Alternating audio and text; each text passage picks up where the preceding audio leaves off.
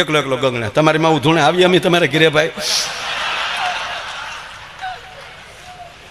અને પાછો એકલો એકલો ગંગણે હું મારા બાપાને નાદ પાડતો એ દહીંમાં લગ્ન જ ન કરાય આ ઘર માથે ઘોલકી કરી ભલામણ આખું ગામ પગે લાગીને વયું ગયું આ મેં જોયેલું છે એ કહું છું મેં કહું નિજ દેખી આખું ગામ પગે લાગીને વયું ગયું પછી આ જે ભાઈ હતો ને એના 4 મિત્રો આવ્યા એ પગે લાગ્યા હે માતાજી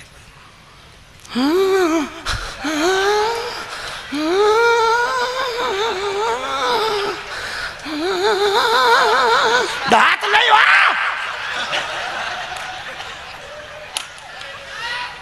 બોલો એક ફેર ઉભો તો ન્યા શારે ગયા ચારેય જઈને ગુપ્ત મીટિંગ કરી કે હવે માને પાણી પાઈ ગયો તારી ડોહીને હહણી સડી ગામ પગે લાગીને વયું જાહે પણ આ એમડી ફિઝિશિયલ પાસે લઈ જાવી જોઈએ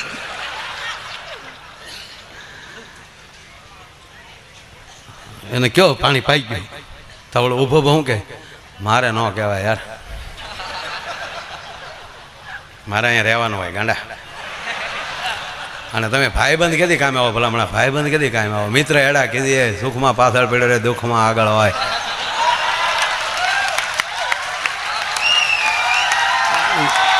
જાઓ જાઓ જાઓ મારો વાલીડા જાઓ શારે અમારો બાપ જાઓ શારે જાઓ પાછા ઓલે શારે ગયા બાપુ શારે પગે લાગ્યા માં ખમા કરો માં હા હું કરો થાનક થઈ જાઓ હવે કોઈ બાકી નથી બધાય પગે લાગી લીધા હવે કોઈ બાકી નથી કીધું નું અતાર વજ્યો મારી નવે ખંડમાં નજર્યું ફરે હજી એક જણો બાકી છે ઓલો હણ શારે ગયા તારી માં તારું કે ડોહી હાલ ભાઈડો થઈ જા લાગેલો પગે ઓલો યાર મારે કેમ લાગુ લાગી લેને ભાઈ અને આમથું કોઈ નો ને એકલો હો ત્યારે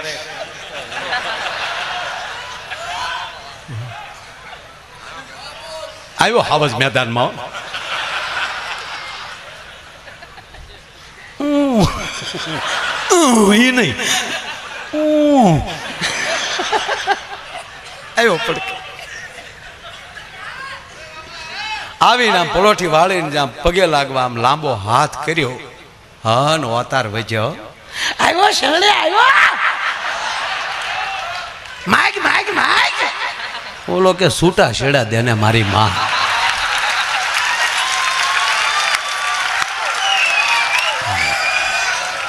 અને મને કહેવા ગયો આ દેશની જગદંબા આ દેશની માં બાપુ ઇતિહાસમાં અને ધર્મમાં પ્રથમ છે આ દેશની માં ન હોય પ્રથમ કોઈ ગુરુ હોય તો માં છે મારી તમારી પ્રથમ ગુરુ હોય તો એ માં છે અને પછી આપણો સદગુરુ છે પણ માં અને ગુરુમાં બાપુ ફરક એટલો છે માં કુખથી જ્ઞાન આપે છે અને સદગુરુ મુખથી જ્ઞાન આપે છે ભલા માણા પણ જે જનેતાઓએ જેને કુખથી જ્ઞાન આપ્યા છે ને એ જ દીકરા આવા દાતાર થયા છે અને એ જ દીકરા આવા ભક્તો થયા છે અને એને લીધે જ આ કાર્યો બધા થાય છે એને લીધે જ મિલિટરીમાં ભરતી થાય એવો જાય છે કારણ કે કુખમાંથી જ્ઞાન આપ્યા છે પેટમાં પોઢી સાંભળેલી સિવે રામ લક્ષ્મણની વાહ બાકી હમણાં કીર્તિભાઈ એક હોસ્પિટલમાં બાળક જન્મો તો જન્મતા વેદ બોલ્યો ઝુકેગા નહીં ચાલા આમ જન્મો આમ આમ ઝુકેગા નહીં ડોક્ટર આમ કરી ગયો હાલે આ બોલ્યો કે બા જન્મતા વેદ બોલે નહીં બોલ્યો તો ભલે બોલ્યો પણ સીધો પુષ્પાનો ડાયલો અને સંશોધન કર્યું ત્યારે ખબર પડી કે આ છોકરો પેટમાં હતો ને ત્યારે એની માએ 45 વાર પુષ્પા જોયું હતું પણ જે જનેતા ઉદરમાં સંતાન હોય હે મોગલ હે શિવ અને શક્તિની જે ઉપાસના કરતા હોય ને એની જનેતાઓ આવા આપને ટેકા દે એવા બાળકોને જન્મ આપે એને આવા સંતાન તો જ તમને રુચિ હોઈ શકે તો જ તમે સદગુરુના ચરણ સુધી પહોંચી શકો પ્રથમ હોય પણ પહેલી વાર સદગુરુ મૃત્યુ છે આપનું સ્થાન મૃત્યુ છે શું કામ બાપુ આ દેશની જગદંબા જેસલ જેવા મર્દને જન્મ આપી શકે, પણ જેસલ પીરને તો પાછો સદગુરુ જ જન્મ આપતો હોય છે. ભલા માણા તમે, આપણા બબે વાર જન્મ થતા હોય છે. ઈંડા થઈને આટા ન મારતા કોક દી સેવાઈ જાજો આવા મહાપુરુષો પાસે આવીને, અને પછી એના જે આશીર્વાદ મળે ને પછી એનો કોઈ પલ્લો ન પકડી શકે. એટલે માં પ્રથમ છે. આપણા 4 ફેરા મને બહુ ગમે છે. ધર્મ, અર્થ, કામ અને મોક્ષના જે 4 ફેરા છે, એ પ્રથમ ફેરો છે ધર્મનો. આ દેશની જગદંબા બાપુ એમ કે હે પુરુષ, ધર્મથી હું તારથી આગળ ન જાઉં, હું પાછળ રહું ધર્મમાં. અને ધર્મમાં જે એમ કહેવાય કે એના પતિ કરતા વધારે દેખાવ કરવા જાય, શું કહેવાય આપ જાણીએ છીએ. માફ કરજો, આ ઝીણી વાત છે, પગે લાગુ. બીજો છે અર્થ. આ દેશની શક્તિ કોઈ દી ન કહી શકે કે હું મારા પતિ કરતા વધારે કમાઉં છું, એ પીળો પીળો ખાય છે, કોઈ દી ન બોલી શકે. અર્થમાં પાછળ, કામમાં પુરુષથી આગળ ન જઈ શકાય. અદ્ભુત અર્થ છે, માફ કરજો. અને આ 3માં જે પતિની પાછળ હાલતી હોય ને, એ જ જગદંબા કહી શકે કે પતિ ગમે એવો રાવણ જેવો હોય તો મોક્ષ દેવાની મંદોદરીમાં તાકાત હોઈ શકે.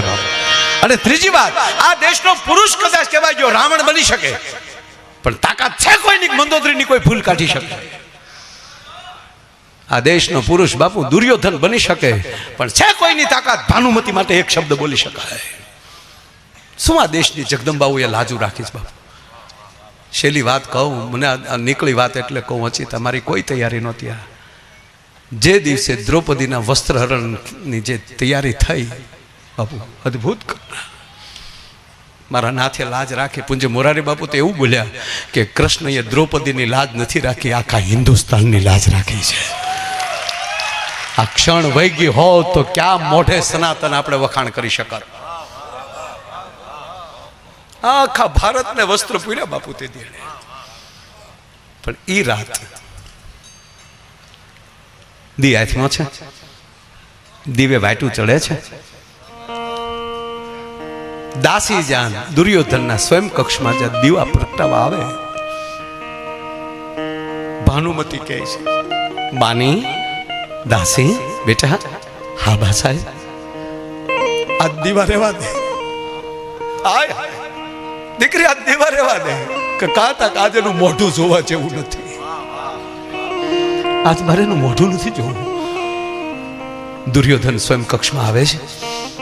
પગમાલી મોજડી ઉતારી દીધી, માથેલી પાગ ઉતારી દીધી, કંચન થાળમાં પગ ધોયા, હાથ ધોવરાવ્યા, દુર્યોધનને જમાડ્યા.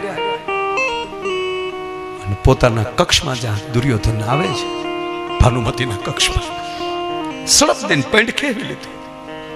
યુવરાજ, હે હસ્તિનાપુર યુવરાજ, માફ કરજો, તમારી પરણેતર છું, તમારી દાસી છું, તમારી સેવા બધી કરી, પણ આજથી તમને ભાનુમતીનું પડખું નહીં મળે. યુવરાજ, તમે દ્રૌપદીનું અપમાન નથી કર્યું, ભારત વર્ષની સ્ત્રીનું અપમાન કર્યું છે. અને યુવરાજ મને જવાબ આપો કે ઈ દ્રૌપદીની જગ્યાએ તમારી ભાનુમતી હોત તો તમે શું કરાત? નાથ માફ કરજે. અને બાપુ, એવા કોઠાવાળીઓને કોઠામાલી જે દીકરી જન્મી હોય ને, એ જ કૃષ્ણની પુત્ર વધુ બની શકે સાહેબ. જ્યાં સંસ્કાર જ્યાં સિવાતા હોય, અને સંસ્કારના ખોરડે આ રોપાણું છે. આ દેશ, ભારત વર્ષ, શિવ અને શક્તિને ચીલે ચાલનારો છે. આ માતૃત્વનો દેશ છે. એટલે ભારત નામ છે પુલ્લિંગ, પુરુષવાચક નામ છે ભારત. પણ ભલે કેવું ભારત માં બાપુ, આ માનો દેશ છે.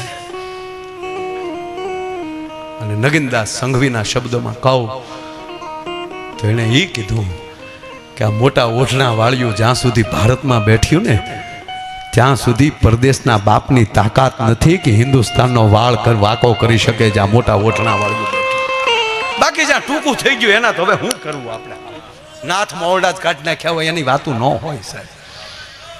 જ્યાં ધર્મ પકડીને આપણે માવું બેઠી છે, માની પાળે આવી અને એવું માગે કે હે માં, હે મોગલ, મને દીકરી દે, દીકરો દે, પણ અમારા ખોરડાની આબરૂ રાખે એવા દે છે તું. આપણે બીજું માંગ્યું જ નથી. આપણે કોઈ દી નથી કીધું કે અમારો દીકરો, માં દીકરો જો તો એ કલેક્ટર જ થવો જોઈએ, એવું કોઈ દી નથી માગ્યું. એટલું જ માગ્યું છે કે અમારા ખોરડાની આબરૂ રાખે, અમારા ખોરડાના સંસ્કાર રાખે. અને આજ એ મોગલને પાળે કેટલો બધો આનંદ આવે છે બાપુ. બાકી અમુકની તો કઈ વાત કરાય નહીં. પતિ પત્ની મંદિરે ગયા, ઓલે ધડીક દીન બેને આમ ધડીક દીન બેલ વગાડ્યો ને કીધું કે હે માતાજી, હાથે હાથ ભાવ મને આ પતિ આપજો. હું કામ પઢાવવો નહીં ને ભવે ભવે, હાથે હાથ ભાવ મને આ પતિ આપજો. તો વાહ જ પતિ ઉભો થયો કે માં જોજો આ ભાવ પાછો હાથમાં જ હોવો જોવે. લે, એની વાતું ન રહે, વાતું સંસ્કારની રહે, વાતું છે ભક્તિની રહે, વાતું છે શક્તિની રહે. અને ત્રણ વ્યક્તિ જ્યાં સુધી આ ધરતીમાં છે, ત્રણને જ જવાબદારી આપી છે પૃથ્વીના ગોળાની. કાં આવા ભક્ત, કાં આવા દાતારો, અને કાં આવો મર્દ. ભક્તોને જ્યારે જ્યારે ભીડ પડે, ભક્તોનું કાંઈ કાર્ય હોય, માના ઉપાસકોનું જ્યારે કાર્ય હોય, ત્યારે માં મોગલ કોકના હૃદયમાં વસીને કહેતી હોય કે હવે કઈ રીતે ખા. અનિરુદ્ધસિંહભાઈ એમ કે 50 લાખ રૂપિયા બાપુ મારે તક. નાના બાપા અહીંયા નહીં. અને પરાયણે જો 25 લાખ લખાવતા હોય. બહાદુરસિંહ બાપુનો પરિવાર 11 લાખ રૂપિયા લખાવતા હોય. બસ આ નિમિત્ત બનાવી દઈશ કોકને. બાબુ દાદાગીરીથી દેવા આવવાના નહીં, તમારે અમારે ત્યાં લેવા જ જો હે. બાકી અમુક સંસ્થાઓ ફાળા કરી કરીને મરી ગઈ. મારો ભોઈજો ભાઈ કોઈ આવતો નથી.